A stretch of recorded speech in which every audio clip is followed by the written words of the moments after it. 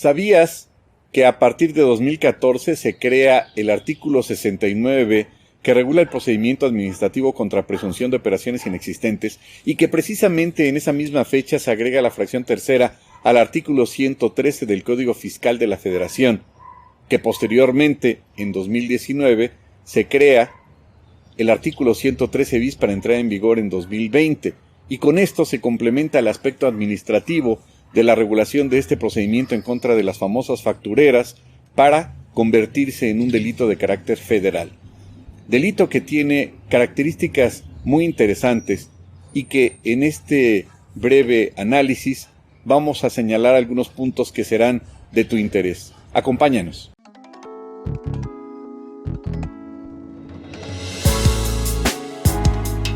Hola, ¿qué tal? ¿Cómo están? Muy buenas tardes. Es un honor estar nuevamente aquí con ustedes. Y el día de hoy vamos a hablar de un tema que estoy seguro les va a encantar. Un tema que sin lugar a duda tiene mucha preeminencia en la actualidad, mucha vigencia. Y nos referimos sin lugar a dudas a uno de los temas también controvertidos que han afectado indudablemente a muchos empresarios. Empresarios que no necesariamente son delincuentes o que incluso podríamos decir que pertenecen a la delincuencia organizada. Y nos referimos al procedimiento de presunción de operaciones inexistentes que conlleva indirectamente también a la aplicación del relativamente nuevo artículo 113 bis del Código Fiscal de la Federación al tipificarlo ya como un delito.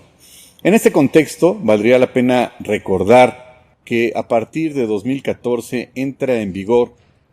en el Código Fiscal de la Federación uno de los cambios más importantes o reformas más importantes que este ordenamiento ha llegado a tener en los últimos años, por supuesto paralelamente con las reformas de 2019, 2000 y 2021, que en 2019 entran en vigor en 2020 y posteriormente se reforma nuevamente el Código Fiscal en 2020 para entrar en vigor en 2021. Y en este contexto, como hemos señalado reiteradamente en distintos foros, toda esta serie de cambios, de modificaciones, de reformas que ha llevado a cabo la autoridad legislativa en torno a la materia fiscal obedece no a ningún partido político, no obedece a algún color partidario, no obedece a la creatividad, que me queda claro que hay muchísima por parte de los actuales legisladores, el Santo, el Cavernario, Blue Demon, y todos estos legisladores espontáneos, pues no deriva de todos estos legisladores, estos cambios, sino como todos sabemos, deriva precisamente de estos acuerdos internacionales que México ha suscrito con la OCDE.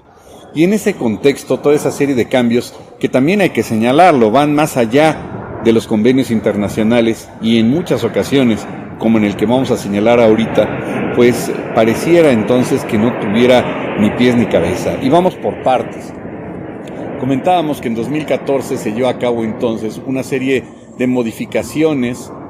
al Código Fiscal de la Federación y trasciende particularmente el hecho de que se establece por primera vez el buzón tributario, a través del cual, pues presumiblemente el contribuyente va a tener una comunicación directa con la autoridad por vía electrónica a través de su correo, en donde le va a llegar un aviso a efecto de que se remita a la página del SAT, entre a su buzón tributario y se dé por notificado, y en caso de que no atienda este requerimiento, a los 3 días se va a entender por consentido. Por ejemplo, también la contabilidad electrónica, pero particularmente una de las reformas más importantes, como hemos señalado, fue el crear este procedimiento sui generis, este procedimiento administrativo conocido como presunción de operaciones inexistentes, a través del cual la autoridad finalmente pretende ya regular y sancionar indirectamente también pues a todas aquellas personas que presumiblemente, como le llaman coloquialmente, son factureros. Es decir, ya era sabido que durante muchos años, no solamente en nuestro país, sino a nivel internacional, en Europa y en todos los continentes, desgraciadamente la delincuencia organizada pues simulaba crear empresas, se daba de alta ante Hacienda, ante el SAT, obtenía sus sellos digitales y empezaba a operar a efecto de emitir en forma desmesurada una cantidad increíble de facturas, a través de las cuales aparentemente pues demostraba que a un tercero le había proporcionado bienes o servicios. Estas facturas, ahora conocidas como comprobantes fiscales digitales, pues la autoridad detectó el modus operandi tanto de las empresas que facturan operaciones simuladas como de las empresas que deducen estas facturas o estos comprobantes fiscales digitales. Y es así entonces como no tuvo mucha ciencia el reconocer, el ubicar, el detectar que la forma en que operaban, el modus operandi en el que operaban las primeras, es decir, las conocidas como las EFOS, empresas que facturan operaciones simuladas, pues tenían un domicilio fiscal en el cual pues estaban temporalmente, tenían actividades desde el punto de vista económico con ingresos muy altos, tenían poco personal, no tenían la infraestructura y por supuesto no tenían forma de acreditar, de demostrar dónde estaban sus fábricas o dónde estaba el personal, puesto que todo era simulado. Cabe señalar que en ese contexto las facturas como tal no son falsas. Las facturas como tal sí cumplen con los requisitos legales, es decir, cumplen efectivamente con todos estos requisitos, con el timbrado y también pues la autoridad es la que cumpliendo con los requisitos para darse de alta, pues le dio esos sellos digitales a los contribuyentes, que en este caso podríamos decir que son delincuentes disfrazados de contribuyentes. Cabe señalar también que durante los primeros años de operación de estas empresas, pues llegaron a facturar cantidades increíbles, además de que es sabido por todos que estas empresas paradójicamente pues son las que cumplían cabalmente y puntualmente más que cualquier otro contribuyente con sus obligaciones fiscales. Una paradoja porque resulta que eran delincuentes. Y en ese contexto, otro de los elementos que ubicó y que se percató en ello la autoridad es que las empresas que deducen esas facturas simuladas, de operaciones simuladas, pues curiosamente en la gran mayoría de los casos estaban, aunque no lo crean, en el mismo domicilio fiscal que las empresas que facturaban operaciones simuladas. También había una situación interesante en el sentido de que las sociedades mercantiles tenían poco tiempo de haber sido creadas en el caso de los EFOS, y las empresas que adquirían estas facturas pues no podrían acreditar la materialidad de las mismas. Es por ello entonces que este artículo 69, a través de un procedimiento administrativo que encuadra dentro de las facultades de gestión, establece este procedimiento mediante el cual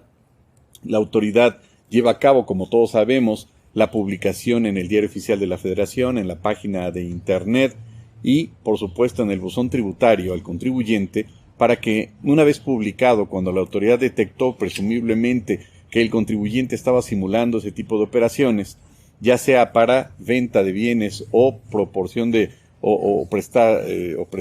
servicios, pues en ese contexto la autoridad le da un plazo de 15 días para que manifieste lo que su derecho convenga el contribuyente y por supuesto exhiba las pruebas pertinentes para desvirtuar el dicho de la autoridad.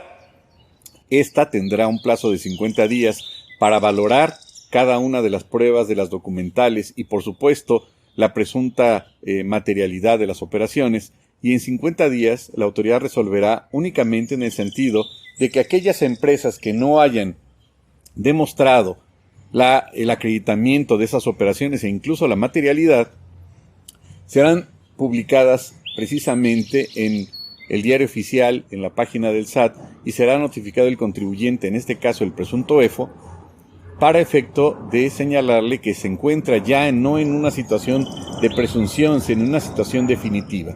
Este tema es bastante interesante y controvertido, tan es así que, modestia aparte, en algún momento, en 2018, nos dimos a la tarea de llevar a cabo la publicación de un libro que precisamente se llama Defensa Fiscal Estratégica contra Presunción de Operaciones Inexistentes, que dicho sea de paso, estamos terminando de actualizar y próximamente saldrá a la venta. En este contexto, entonces, la autoridad, a través del artículo 69, regula este procedimiento que acabamos de señalar, a efecto no de sancionar propiamente al EFO, sino únicamente publicarlo. Pero al publicarlo en forma definitiva, vienen consecuencias interesantes. ¿Cuáles? Pues que le van a restringir en forma temporal los certificados sellos digitales. Por otro lado, el contribuyente no va a poder llevar a cabo ningún tipo de operación. Por supuesto que quedará la autoridad en posibilidad de ejercitar sus facultades de comprobación Pero si se fijan dentro de este procedimiento que hemos señalado, no hemos referido en absoluto el tema de los EDOs, es decir, pareciera que el legislador pues le dio más importancia, más atención y puso todos los reflectores en una de las partes, es decir, de las empresas que facturan operaciones simuladas. Y no es sino hasta el 8º párrafo de este artículo en el cual ya refiere de una forma muy incipiente a los EDOs. ¿Por qué? Pues porque no establece y no regula y no refiere un procedimiento específico respecto de los EDOs, más que tendrán, o el hecho de que tendrán un plazo de 30 días para manifestar lo que a su derecho convenga una vez que se publique o se lleve a cabo la publicación definitiva de los EFOS. ¿Esto qué quiere decir? Pues que pareciera que al contribuyente, que en este caso sí está actuando dolosamente, sí está comprando las facturas, y por supuesto, ¿para qué va a comprar estas facturas si no para pretender deducirlas en sus declaraciones mensuales o anuales o complementarias? Y es precisamente ahí, en ese punto, en ese rubro, en donde se tipificaría entonces pues el delito contemplado en el artículo 108 del Código Fiscal o en el artículo 109 fracción primera del mismo Código Fiscal de la Federación por defraudación fiscal. Y en ese contexto entonces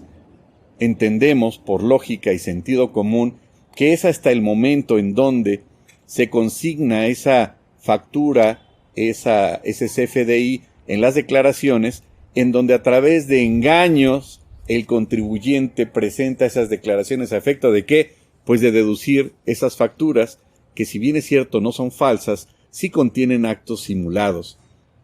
Y viene ahí precisamente el punto que nos trae aquí con ustedes. Primero, o en primera instancia, hemos señalado que pareciera que el EFO, pues como que no le dieron mucha atención. Sin embargo, el EDO,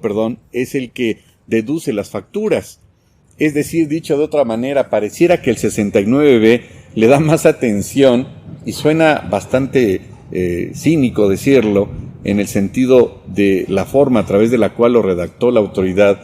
de regular en un 80-90% todo el procedimiento administrativo en contra de estos delincuentes, cuando sabemos de antemano que si la autoridad les inicia un procedimiento administrativo en contra de las empresas que facturan operaciones simuladas, la verdad sea dicha, estos ya desaparecieron. Estos ya no se encuentran en su domicilio fiscal. Aunado a lo anterior, déjenles comento que los CEFOS, desgraciadamente, o los delincuentes que operan bajo esta forma, bajo este esquema de estas empresas fachadas, como también se les conoce, contratan a terceras personas de muy escasos recursos, con mucha necesidad económica, a cambio de pagarles cualquier cosa para que se presenten ante notarios públicos y constituyan sociedades mercantiles. Así como lo oyen, de tal suerte entonces que estos testaferros o estos terceros, en el momento en que la autoridad lleve a cabo el procedimiento o la carpeta de investigación en términos del 113 bis, pues a quien va a estar llevando a cabo, culpando, van a ser terceras personas que, si bien es cierto, tenían conocimiento de este tipo de actos delictivos, pues no son en esencia delincuentes, son gente con mucha necesidad económica y que casi venderían su alma por los 3 pesos que la delincuencia organizada les paga para simular ser socios o accionistas de una empresa. De tal suerte entonces que, como hemos comentado, los EDOs, pues pareciera, y así les refiero yo en los cursos, como el delincuente olvidado por las autoridades fiscales, cuando como hemos indicado, es el que deduce los comprobantes fiscales digitales. Y no solo eso, en algunas otras ocasiones, cínicamente incluso, llegan hasta solicitar la devolución de saldos a favor, así como lo oyen. En ese sentido, entonces, la autoridad decidió precisamente reformar, o más bien crear, el 113 bis para entrar en vigor precisamente en 2014, a través del cual se va a sancionar a todas aquellas personas que vendan, que emitan, que facturen, y también en ese mismo contexto a todas aquellas personas que adquieran facturas simuladas. Y este delito del 113 bis tiene una peculiaridad muy interesante.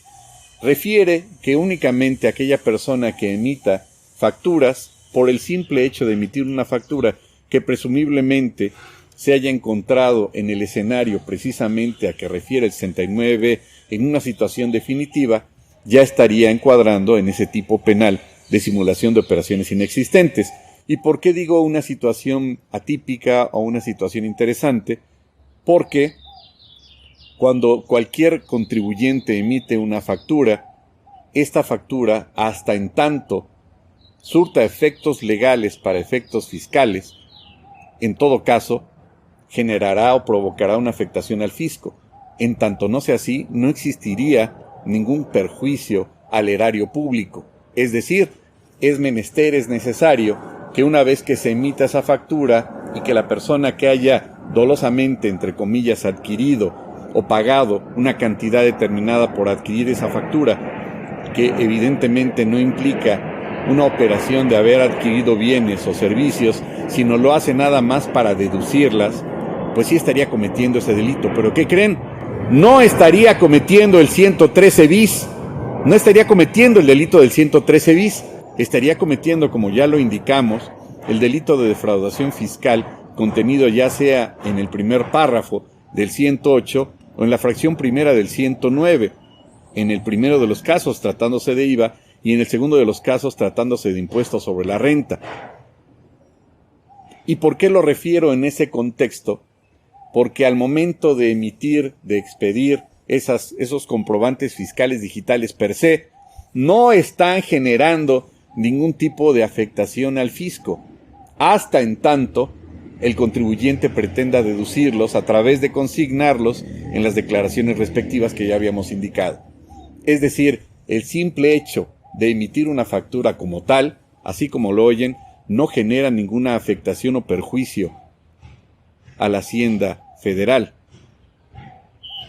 De tal suerte entonces que si llegado el caso el contribuyente entonces sí los deduce o sí los consigna en una declaración provisional, anual o complementaria,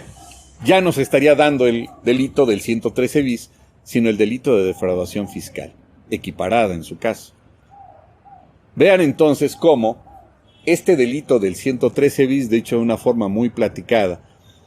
pues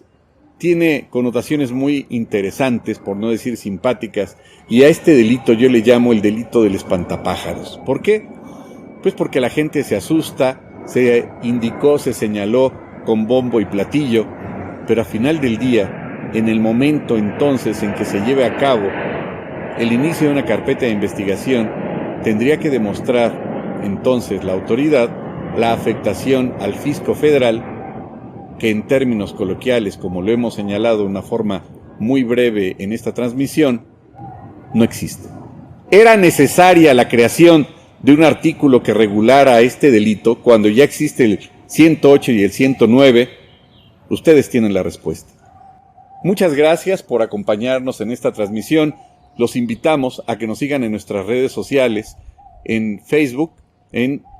Juan Raúl López Villa, en López Villa Asociados, en Centro de Estudios Tributarios también, y por supuesto en Spotify y en las redes sociales. Seguiremos transmitiendo y próximamente vamos a dar la fecha para llevar a cabo el próximo Facebook Live, en donde señalaremos y hablaremos también en continuación con estos temas sobre delitos en materia fiscal. Muchas gracias por su atención y que tengan una excelente tarde.